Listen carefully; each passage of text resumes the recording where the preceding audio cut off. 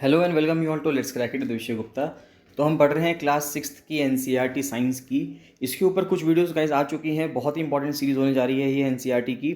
बहुत सारे क्वेश्चंस आपके एग्जाम्स में डायरेक्टली एनसीईआरटी से पूछते हैं। तो आप किसी भी एग्जाम की तैयारी कर रहे हो, बड़े से बड़े एग्जाम की तैयारी कर रहे हो या किसी वन डे एग्जाम की, छोटे एग्जाम की तैयारी कर रहे हो। छोटा एग्जाम कहने का सेंस ये है कि वो एग्जाम का जो लेवल है वो थोड़ा सा टफ कम रहता है और एज़ कंपेरिजन टू दूसरे एग्जाम्स के मुकाबले।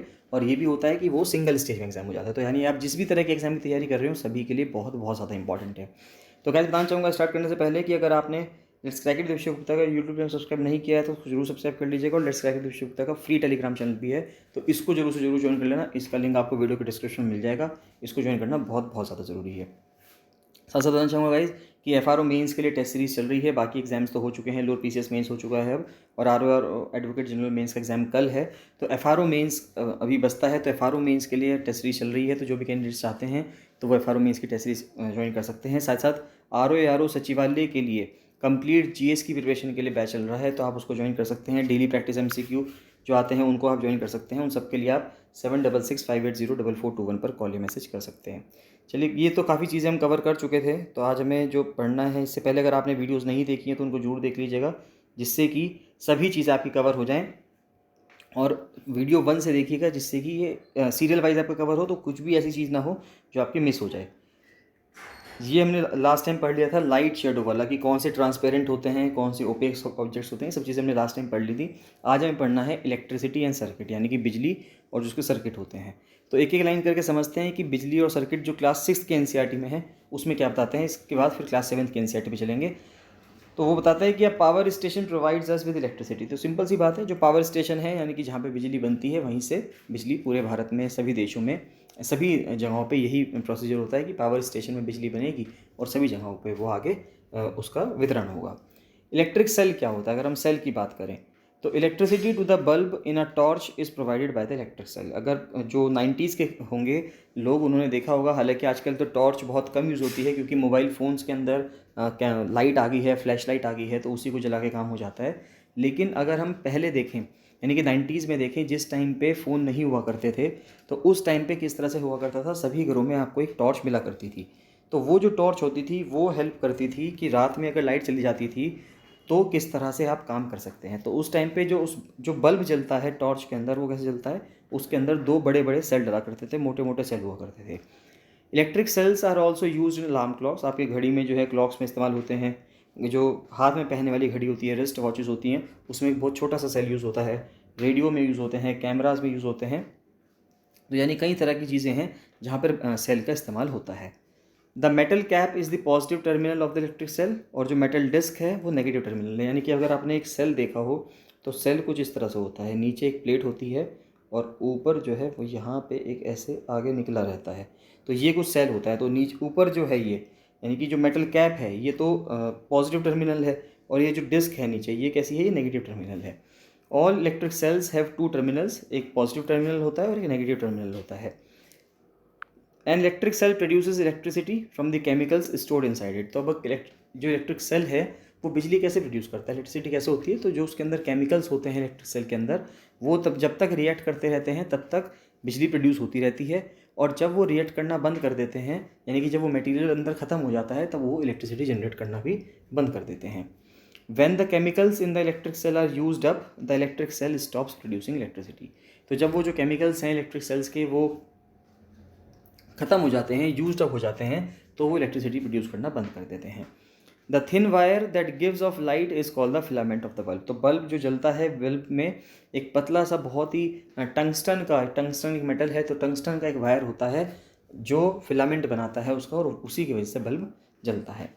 अब सर्किट क्या होता है, सर्किट की बात करें तो एक इलेक्ट्रिक सर्किट जो है ये प्रोवाइड्स अ कंप्लीट सर्किट। वो वाला सर्किट नहीं है जो मुन्ना भाई एमबीबीएस में था, ये बिजली वाला सर्किट है जो कि साइंस के अंदर आता है। तो देखिए, जो इलेक्ट्रिक सर्किट है provides a complete path for electricity. तो अब देखिए, बिजली को चलने के लिए एक पाथ की ज़रूरत है, एक रास्ते की ज़रूरत है।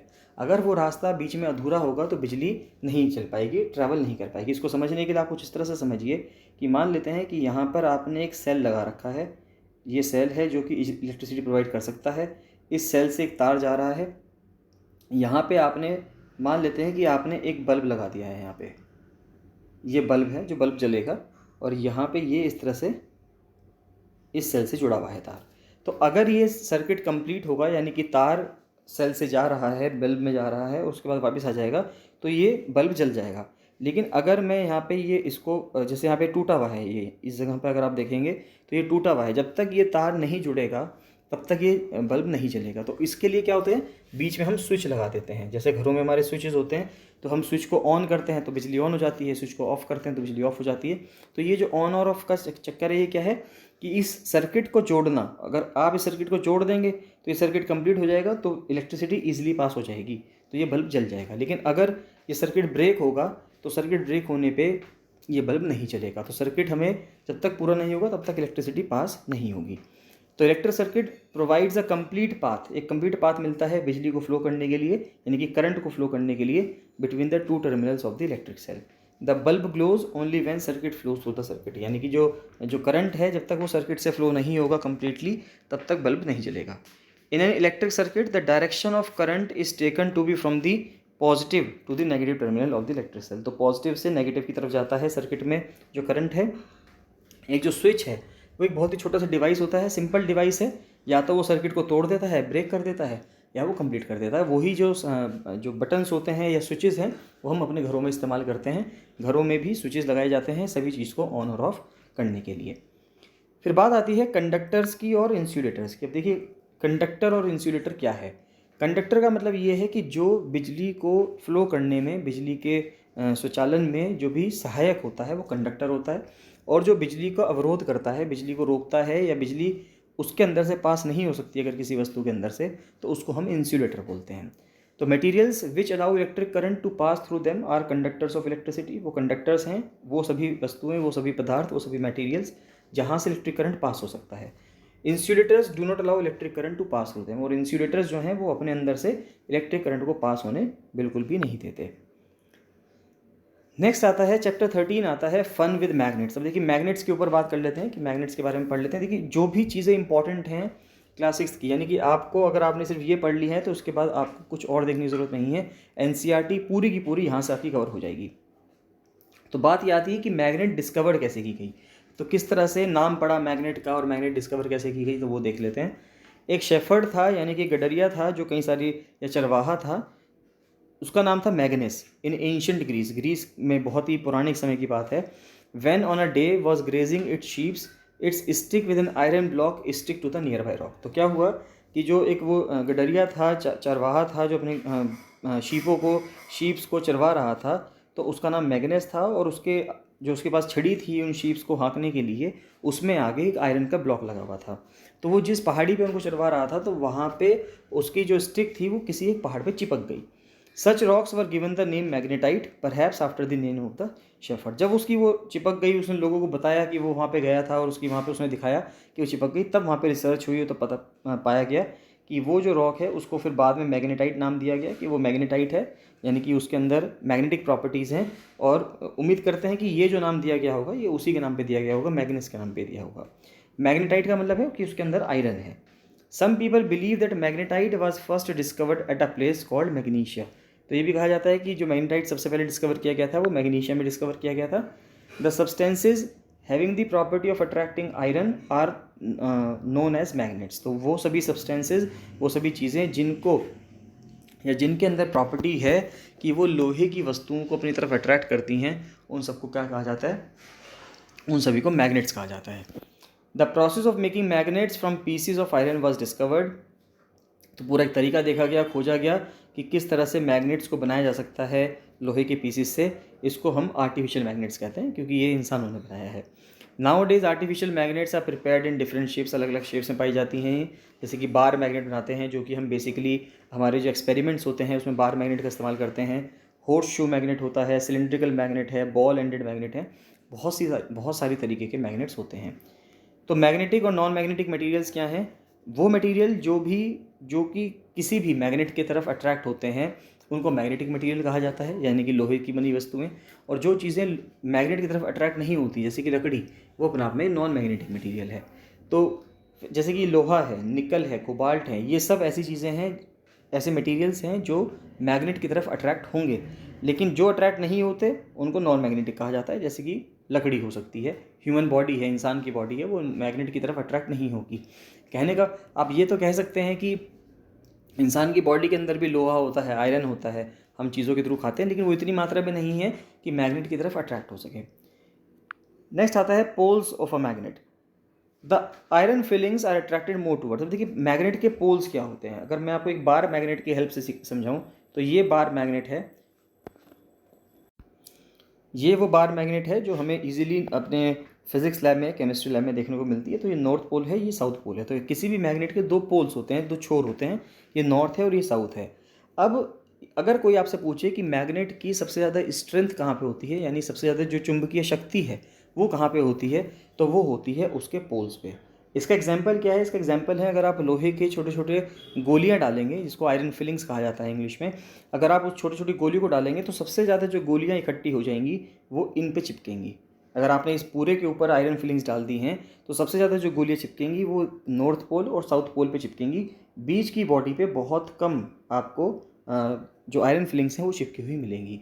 तो ये दर्शाती है कि किसी भी मैग्नेट में जो उसका पोल है, नॉर्थ पोल हो चाहे साउथ पोल हो, वो सबसे ज़्यादा अट्रैक्टेड होता है। जहाँ पे सबसे ज़्यादा मैग्नेटिक पावर जो सबसे ज़्यादा स्ट्रॉन्ग होती है किसी भी मैग्नेट की, वो उसके छोरों पे होती है, यानी कि पोल्स पे होती है।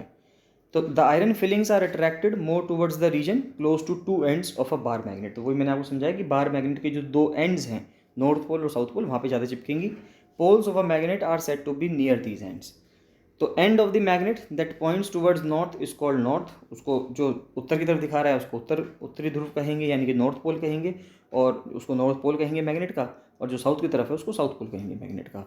All magnets have two poles whatever their shape में बी। सभी मैग्नेट्स के दो ही पोल होते हैं, नॉर्थ पोल और साउथ पोल। चाहे मैग्नेट किसी भी शेप में हो, लेकिन उसके दो पोल जरूर होंगे।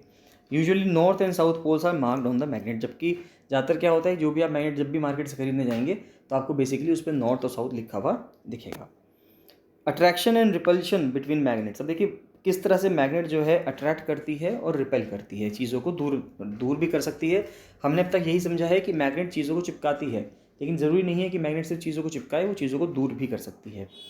तो similar poles repel each other and opposite poles attract each other. अब देखिए ये क्या कॉन्सेप्ट है, समझते हैं कि अगर ये एक मैग्नेट है, ये मैग्नेट है, यहाँ पे नॉर्थ लिखा हुआ है, यहाँ पे साउथ लिखा हुआ है, और यहाँ पे ये दूसरी मैग्नेट है, इसमें इधर नॉर्थ लिखा हुआ है और इधर साउथ लिखा हुआ है। तो अब क्या हुआ कि अगर आप ये दो पोल्स या दो मैग्नेट एक दूसरे के पास लेके आ रहे हैं, अगर ये दोनों मैग्नेट एक दूसरे के पास लेके आ रहे हैं, तो इसके वजह से क्या होगा, इन दोनों मैग्नेट के वजह से ये अगर एक जैसे पोल, इधर भी नॉर्थ पोल है और इधर भी नॉर्थ पोल है, अगर दोनों पोल्स एक जैसे होंगे और एक दूसरे के पास लाई जाएंगे तो ये चिपकेंगे नहीं, ये एक दूसरे को दूर भगाने की कोशिश करेंगे। यानी इसको कहा जाता है कि ये दूसरे को रिपेल करेंगे, एक दूसरे को विपरीत दिशा में भेजने की कोशिश करेंगे। लेकिन अगर फ़र्ज़ कीजिए कि यहाँ पर ये कुछ इस तरह से ना होकर कुछ इस तरह से होता कि यहाँ पर ये मैग्नेट है, इसका नॉर्थ पोल है यहाँ पे और यहाँ पे साउथ पोल है, और ये दूसरी मैग्नेट है जिसका भी यहाँ पे नॉर्थ पोल है और यहाँ पे साउथ पोल है, तो हम देख सकते हैं कि अगर इन दोनों मैग्नेट को पास लेके आएंगे तो ये दोनों मैग्नेट आपस में चिपक जाएंगी, क्योंकि यहाँ पे ये नॉर्थ पोल है और यहाँ पे साउथ पोल है, तो दोनों अलग अलग पोल्स हैं, तो ये इन दोनों के बीच में अट्रैक्शन होगा, तो ये दोनों के दोनों जो मैग्नेट्स हैं आपस में चिपक जाएंगी। अगर सेम पोल होगा तो एक दूसरे से दूर जाएंगी, और विपरीत पोल होंगे तो एक दूसरे से चिपक जाएंगी। तो ये इनका फिनोमिना है अट्रैक्शन का और रिपल्शन का दो मैग्नेट्स में। Magnets lose their properties if they are heated, hammered और ड्रॉप्ड फ्रॉम सम हाइट। जो मैग्नेट्स हैं वो अपनी जो चुंबकीय शक्ति जो उसके अंदर होती है, जो उसकी प्रॉपर्टी है चुंबकीय की, यानी कि वो किसी भी चीज़ से चिपक सकती है या लोहे की किसी भी चीज़ को अपने से चिपका सकती है। तो अगर आप उस मैग्नेट को गर्म करेंगे, उसको हथौड़ा मारेंगे या उसको कुछ हाइट से गिरा देंगे, तो वो जो प्रॉपर्टी होती है उस मैग्नेट की, वो प्रॉपर्टी क्षीण हो जाएगी, वो प्रॉपर्टी ख़त्म हो जाएगी। तो हमें इस चीज़ का ध्यान रखना है कि वो प्रॉपर्टीज़ उसके अंदर मेंटेन रहनी चाहिए। इसके वजह से उसकी जो हैंडलिंग है वो हमें बहुत ही तरीके से करनी है। नेक्स्ट आता है चैप्टर 14, देखते हैं। नेक्स्ट टॉपिक है वाटर का, तो पानी या जल, ये बहुत इंपॉर्टेंट है। तो about 2 glasses of water are required to produce each page of a book. तो ये इंपॉर्टेंट चीज़ है कि एक किताब का एक पेज बनाने के लिए 2 गिलास पानी की रिक्वायरमेंट होती है। तो हम ये देख सकते हैं कि हम जो A4 शीट्स बहुत ज़्यादा धड़ल्ले से यूज़ करते हैं, तो उन A4 शीट्स को बनाने में कितना पानी इस्तेमाल होता होगा। तो इसलिए हमें ये ध्यान रखना है कि हम पेपर वेस्टेज ना करें। 2/3 धरती पानी से ढकी हुई है, पानी से जलमग्न है। अगर हम देखें तो 2/3 धरती है, हमें पता है, लेकिन वो पानी हमारे काम का बहुत कम है। वो इस वजह से क्योंकि वो पानी क्षारीय है या हम कह सकते हैं उसमें नमक है, लवणीय है ना, नमक वाला पानी है। तो जब वो नमकीन पानी है तो वो हमारे काम का इतना नहीं है। जो हमारे काम का पानी है वो शुद्ध पानी होता है, मीठा पानी होता है, यानी कि जिसमें नमक नहीं होता है। तो मोस्ट ऑफ ये जो पानी है, मोस्ट ऑफ द वाटर कहाँ पे मिलेगा आपको? महासागरों में मिलेगा या सागरों में मिलेगा, ओशंस में और सीज में मिलेगा आपको। तो water in the oceans and seas has many salts dissolve in it. तो कई तरह के सॉल्ट्स होते हैं जिसमें घुले रहते हैं। पानी सलाइन होता है उनका, नमकीन पानी होता है। So it is not fit for drinking and other domestic agricultural and industrial needs. तो वो जो पानी है वो ना तो हम पी सकते, ना ही उस पानी को हम किसी चीज़ में इस्तेमाल कर सकते, ना ही तो खेती में इस्तेमाल कर सकते, घर के किसी काम में यूज़ कर सकते, और ना ही इंडस्ट्रियल नीड्स में, यानी कि इंडस्ट्रीज़ की जो नीड्स हैं उसमें भी हम उसका इस्तेमाल नहीं कर सकते। The process of condensation plays an important role in bringing water back to the surface of the earth. तो जो कंडेंसेशन की प्रोसेस है वो बहुत ज़्यादा इंपॉर्टेंट है इस चीज़ के लिए कि पानी को वापस से धरती पे कैसे लेके आया जाएगा। जब पानी इवेपोरेशन के थ्रू, वाष्पीकरण के थ्रू गर्मी से भाप बनकर ऊपर उड़ जाएगा, तो कंडेंसेशन के थ्रू वो पानी वापस से बरसात के रूप में नीचे आ जाता है। As we go higher from the surface of the earth it gets cooler. तो जैसे जैसे हम अर्थ की सरफेस से ऊपर जाते हैं वैसे वैसे ठंडा होता है। इसका प्रत्यक्ष प्रमाण है पहाड़ों पे जाना। तो जैसे जैसे हम पहाड़ों पे जाते रहते हैं, जैसे जैसे ऊंचाई पे जाते हैं, तो हाइट पे जाते जाते ठंडा होना शुरू हो जाता है। तो पहाड़ों पे इसलिए जाते हैं गर्मियों में, जब हम समर वैकेशंस मनाने जाते हैं, गर्मियों की छुट्टियों में जाते हैं, तो वो इसी पर्सपेक्टिव से जाते हैं कि जैसे जैसे आप ऊंचाई पे जाएंगे, धरती से ऊपर जाएंगे, तो वहाँ पे ठंडा होना शुरू हो जाएगा। तो when the air moves up it gets cooler and cooler. तो इसी प्रकार से जब हवा ऊपर उठती है, तो जब हवा ऊपर उठती है, क्योंकि गर्म हवा ऊपर उठती है, हॉट एयर राइजेज अप, ये बचपन से पढ़ते आ रहे हैं, क्योंकि वो हल्की हो जाती है इसलिए वो ऊपर उठ जाती है। तो जब वो ऊपर उठती है तो वो ऊपर जाते जाते जाते जाते ठंडी होती चली जाती है। At sufficient heights the air becomes so cool that the water vapour present in it condenses to form tiny drops of water called droplets. अब देखिए क्या होता है, जैसे जैसे वो जो भाप है वो ऊपर उड़ के जा रही होती है, तो जैसे जैसे वो हाइट पे जाती है तो वो ठंडी होने लगती है। जब वो ठंडी होने लगती है तो एक समय ऐसा आता है कि अब वो भाप बनी नहीं रह सकती, और उस ठंडी होने की वजह से वो जो भाप थी, पानी की जो उसके अंदर भाप थी, वो वाटर वेपर थी, वो अपने आप में पानी की बूंदों में कन्वर्ट हो जाता है। और उसके बाद कुछ समय तक वो पानी की बूंदें ऊपर तैरती हैं, यानी कि जब तक उनके अंदर इतना वजन ना हो जाए कि वो नीचे धरती पे गिर सकें। और उसके बाद एक समय ऐसा आता है जब वो इतनी भारी हो जाती हैं तो वो धरती पे गिरने लगती हैं। If it is these tiny droplets that remain floating in air and appear to us as clouds. तो वो बादल जो हमें जो दिखते हैं वो यही चीज़ है कि टाइनी ड्रॉपलेट्स हैं पानी की, जो अभी तक इतनी भारी नहीं हुई है कि धरती पे गिरने लायक हो जाए, तो वो हमें दिखने लगती है बादलों के रूप में। और जब वो बादल जो है वो अपना में पानी की बूंदें हैं जो हवा में तैर रही हैं अभी, और उसके बाद जब वो इतनी भारी हो जाएंगी तो वो नीचे धरती पे गिरने लगेंगी। The time, duration and the amount of rainfall varies from place to place. Simple सी बात है कि किस समय बरसात होगी, कितनी बरसात होगी, कितनी मात्रा में बरसात होगी, किस इंटेंसिटी से बरसात होगी, ये सभी जगह से जगह पे डिपेंड करता है। इसके बारे में कोई भी फिक्स्ड नहीं है कि यहाँ पे हमेशा ऐसी बारिश होती है, वहाँ पे हमेशा ऐसी बारिश होती है। In some part of the world it rains throughout the year. कुछ जगहें तो ऐसी हैं संसार में जहाँ पे सारे साल बारिश होती रहती है, और कुछ जगहें ऐसी हैं जहाँ पे साल के बहुत कम दिन बारिश होती है या बिल्कुल बारिश नहीं होती है। इन our country most of the rainfall occurs during the monsoon season. तो जो जून से अगस्त सितंबर तक का जो महीना है, सितंबर तक आप मान सकते हैं, तो जून टू सितंबर 14 या 15 सितंबर तक का जो महीना है वहाँ पे ही मानसून की बारिश भारत में होती है। इसके बाद बारिश बहुत कम होती है। उत्तर भारत में तो होती है, दक्षिण भारत में या मध्य भारत में नहीं होती। तो in some part of the world it rains throughout the year, हमने देख लिया है। Rains bring relief specially after hot summer days. तो रेन्स जो हैं जब मई जून की गर्मी पड़ती है उसके बाद थोड़ा रिलीफ लाने का काम करती है। The sowing of many crops depends on the arrival of monsoon. तो भारत को एक मानसून का खेल भी कहा जाता है कि एक बिग गेम है भारत में। जो किसान है वो मानसून के ऊपर आज भी हैविली डिपेंडेंट है। अगर मानसून की बरसात होगी तो फसल बोई जाएगी। अगर मानसून नहीं आएगा, यानी कि मानसून अच्छा नहीं रहा, कमज़ोर रहा, तो कई किसान ऐसे हैं जो अपनी फसल बो ही नहीं पाएंगे। However excess of rainfall may lead to many problems. देखिए किसी भी चीज़ की अति बुरी होती है, चाहे वो बहुत ज़्यादा कम हो और चाहे वो बहुत ज़्यादा हो। तो अगर बरसात बहुत ज़्यादा कम हो रही है तो सूखा पड़ जाएगा तो भी दिक्कत है, लेकिन अगर बरसात बहुत ज़्यादा हो रही है तो भी दिक्कत है, क्योंकि तब बाढ़ आ जाएगी। तो अब इसी चीज़ से निपटना है। तो excess of rainfall may lead to many problems. Heavy rains may lead to rise in the level of water in rivers, lakes and ponds. तो कई जो नदियाँ हैं, तालाब हैं, लेक्स हैं, झीलें हैं, उन सब में पानी का लेवल काफ़ी बढ़ जाता है। The water may then spread over large areas causing floods. तो पानी जो है कई सारे एरियाज़ में बढ़ जाएगा तो उसकी वजह से बाढ़ आ जाएगी। हालांकि हम देख रहे हैं इस टाइम पे बेंगलोर में बाढ़ आ रही है बारिश की वजह से। सब जगहों पे भारत के जितने भी महानगर हैं, या छोटे इलाके हैं या ग्रामीण क्षेत्र हैं, सब जगहों पे भारत में आजकल दिक्कत चल रही है। Crop fields, forest, villages and cities may gate submerged by the water. तो पानी की वजह से जो खेती की ज़मीन है, क्रॉप फील्ड्स हैं, जंगल हैं, गांव हैं, शहर हैं, सब डूब जा रहे हैं पानी में। हमने अलग अलग महानगरों में, चाहे वो जयपुर हो, चेन्नई हो, दिल्ली हो और अब बेंगलोर है, सभी जगहों पे हमने देखे हैं, मुंबई में किस तरह से बाढ़ अपना प्रकोप दिखाती है। इन our country floods caused extensive damage. अब देखिए भारत में क्या होता है कि फ्लड्स के वजह से, बाढ़ की वजह से बहुत ज़्यादा नुकसान होता है, चाहे वो क्रॉप्स हों, फसलें हों, डोमेस्टिक एनिमल्स हों, यानी कि जो पालतू जो जीव हैं उनको बहुत नुकसान होता है, प्रॉपर्टी को बहुत नुकसान होता है और इंसान की ज़िंदगी को। During floods the animals living in the water also get carried away with the water. सब देखिए दिक्कत क्या है कि जो धरती पर रहने वाले जीव हैं उनके लिए तो दिक्कत है ही, लेकिन जो पानी में रहने वाले जीव हैं उनके लिए भी दिक्कत है कि जब फ्लड आता है तब तो वो जो जीव हैं, पानी में रहने वाले जीव हैं, वो तो ऊपर आ जाते हैं बाढ़ के साथ, लेकिन जब बाढ़ का पानी निकलता है तो वो उसके साथ जाते नहीं हैं, तो वो वहीं पर रह के मर जाते हैं। They often get trapped on land areas and die when flood water recedes. तो यानी कि वो लैंड एरिया में ट्रैप हो जाते हैं, फंस जाते हैं, और जब फ्लड का पानी वापस जाता है, पीछे जाता है, रिसीड करता है, तो वो मर जाते हैं। Rains also affect the animals living in the soil. तो बारिश जो है उन जानवरों को भी बहुत दिक्कत पैदा करती है जो जीव मिट्टी में रहते हैं।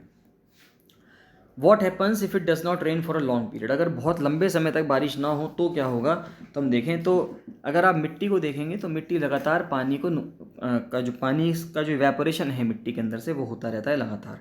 तो soil continues to lose water, यानी कि वो लगातार मिट्टी जो है पानी खोती जाती है, चाहे वो इवेपोरेशन के प्रोसेस से हो, चाहे वो ट्रांसपिरेशन की प्रोसेस से, यानी कि वाष्पीकरण हो या वाष्पोत्सर्जन हो। ट्रांसपिरेशन बेसिकली पेड़ों के माध्यम से होता है। Since it is not being brought back by rain the soil becomes dry. तो अगर वो बारिश नहीं होगी तो मिट्टी सूखी पड़ जाएगी। The level of water in ponds and wells of the region goes down. बारिश नहीं होगी तो उसकी वजह से क्या दिक्कत होगी, जो पॉन्ड्स हैं यानी कि तालाब हैं, कुएँ हैं, उनमें जो पानी का लेवल है वो कम हो जाएगा। एंड सम ऑफ देम में इवन ड्राई अप। और कुछ तो ऐसी भी स्थिति आ सकती है कि कुछ पॉन्ड्स हैं, तालाब हैं, कुछ कुएँ हैं, वो सूख जाएँ। द ग्राउंड वाटर में ऑल्सो बिकम स्कैर्स। और जो ग्राउंड वाटर है, ज़मीन का जो पानी है, वो भी आपको हो सकता है कि बहुत ही कम मात्रा में मिले। This may lead to drought. In drought conditions it is difficult to get food and fodder. तो इसकी वजह से क्या दिक्कत आएगी, इसकी वजह से ड्रॉट पड़ सकता है, सूखा पड़ सकता है, और सूखे की वजह से आपको खाने में और जानवरों के लिए फॉडर लाने में, इन दोनों चीज़ों में दिक्कत आएगी। Only a small fraction of water available on the earth is fit for use of plants, animals and humans. तो सिंपल सी बात है, धरती पे अगर हम 100% पानी मानते हैं, जितना भी धरती पे पानी है उसको 100% माने, तो उसमें से 97% पानी ऐसा है जो समुद्री पानी है, नमकीन पानी है, जो हमारे यूज़ का नहीं है। हमारे यूज़ का जो पानी है वो सिर्फ 3% है, और वो 3% में से भी बहुत सारा पानी आर्कटिक में देखें और अंटार्कटिक ध्रुव में देखें तो ऊपर नॉर्थ पोल में और नीचे साउथ पोल में बर्फ़ की चद्दरों के अंदर है, आइस शीट्स में है। यानी कि बहुत कम पानी ऐसा है जो हमारे पीने के लिए है, जो अवेलेबल है, और वो पानी को हम क्या कर रहे हैं, बहुत जल्दी से यूज़ तो नहीं कर रहे हैं, लेकिन उस पानी को हम पल्यूट कर रहे हैं, क्योंकि पानी धरती से बाहर जा नहीं रहा, तो पानी घूमेगा तो धरती पे ही। लेकिन दिक्कत क्या है, वो पानी साफ़ रहना चाहिए। अगर वो पानी साफ़ रहेगा तो उसमें कोई प्रॉब्लम नहीं है। अगर वो पानी साफ़ नहीं रहेगा, उसमें पोल्यूशन आ जाएगा, चाहे किसी भी तरह से पोल्यूशन आए, उसको ख़राब कर दें हम, चाहे प्लास्टिक वेस्ट डाल के, इंडस्ट्रीज़ से जो इंडस्ट्रीज़ का वेस्ट होता है वो उसमें बहाएं, तो अगर उसमें दिक्कत आए, अगर वो पोल्यूट हो जाएगा तो दिक्कत आएगी। तो मोस्ट ऑफ द वाटर ये हो गया when the level of the ground water. तो total amount of water on earth remains the same. देखिए ये सेम चीज़ जो इन्होंने लिखी है वही मैं बता रहा था आपको, कि यहाँ पे हम ये देख लेते हैं कि only small fraction of water available on the earth is fit for use of plants, हमने पढ़ लिया। Most of the water is in the oceans and it can not be use directly. तो ज़्यादातर पानी जो है वो समुद्र में है, उसको डायरेक्टली यूज़ नहीं कर सकते। When the level of the ground water decreases drastically this can not be use any more. Ground का पानी अगर बहुत नीचे कम हो गया तो भी हम उसको यूज़ नहीं कर सकते। Total amount of water on earth remains the same. ये इंपॉर्टेंट बात है कि धरती में जो मात्रा है पानी की वो सेम है, ना तो पानी धरती से बाहर जा रहा, ना पानी धरती के अंदर आ रहा। तो यानी कहने का मतलब ये है कि पानी की क्वांटिटी तो सेम रहेगी, लेकिन बात यह है कि वो पानी क्वांटिटी अवेलेबल कितनी है हमारे लिए, किस समय पे, और वो मात्रा जो हमें अवेलेबल है वो शुद्ध है या अशुद्ध है। But the water available for use is very limited. लेकिन जो पानी अवेलेबल है यूज़ करने के लिए वो बहुत कम है, and is decreasing with over usage. और यूसेज के साथ साथ वो डिक्रीज इसलिए हो रहा है क्योंकि वो वापस से जहाँ से हम यूज़ उसको निकाल रहे हैं वो वापस वहाँ पे जा नहीं रहा है। The demand for water is increasing day by day. तो पानी की डिमांड तो हर रोज़ बढ़ी रही है, जैसे जैसे लोगों की जनसंख्या बढ़ रही है वैसे वैसे पानी की डिमांड बढ़ रही है। In many cities long queues for collection of water are a common sight. लंबी लंबी कतारें लगी हुई रहती हैं जहाँ पे लोग पानी को ढूंढते रहते हैं, पूछते रहते हैं। More and more water is being used for producing food and by the industries. ज़्यादा से ज़्यादा पानी का इस्तेमाल किया जा रहा है खाना प्रोड्यूस करने में इंडस्ट्रीज़ के द्वारा। These factors are leading to shortage of water in many part of the world. तो इसी वजह से दुनिया के कई हिस्सों में, कई शहरों में पानी की बहुत ज़्यादा किल्लत हो रही है। Hence it is very important that water is used carefully, पानी का तरीके से इस्तेमाल करें। We should take care not to waste water. Important बात यह है कि हम पानी को वेस्टेज ना करें, पानी की बर्बादी ना करें। नेक्स्ट आता है रेन वाटर हार्वेस्टिंग। इससे हम नेक्स्ट वीडियो में कवर करेंगे गाइज। इसमें आपको कोई भी प्रॉब्लम आती है तो आप मुझे कमेंट सेक्शन में कमेंट करके जरूर बताइएगा। अगली एक वीडियो में या 2 वीडियो में ये कंप्लीट हो जाएगा। इसके बाद हम 7th क्लास की NCERT स्टार्ट करेंगे। चलिए बाकी मिलते हैं नेक्स्ट वीडियो में। So thank you and bye bye.